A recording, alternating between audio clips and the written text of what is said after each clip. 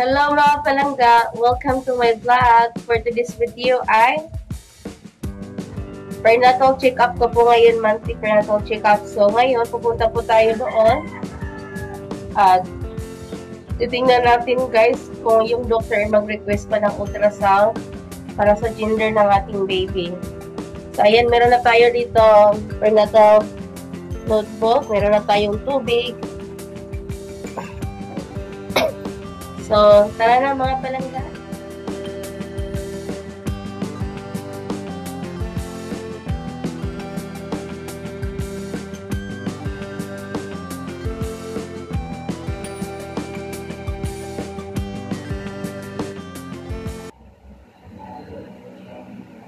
Kapila naman yung pagbuntis, ma'am? Kaduha.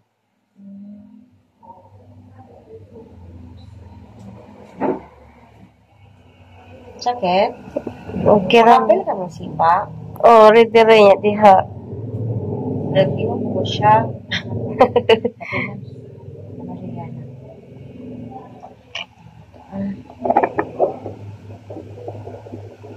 Maraming.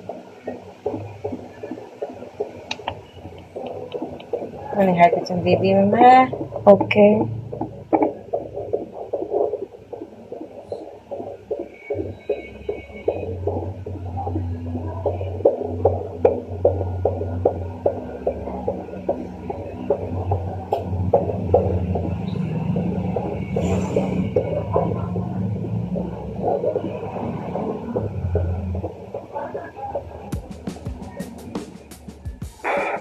Hello mga palangga, ayan, andito na po ako sa bahay. So, galing na ako doon sa prenatal. So, sabi ng OB ko is, nag-request siya dito ng bukas sa ultrasound ko. So, malalaman natin bukas mga palangga ang resulta ng ating ultrasound.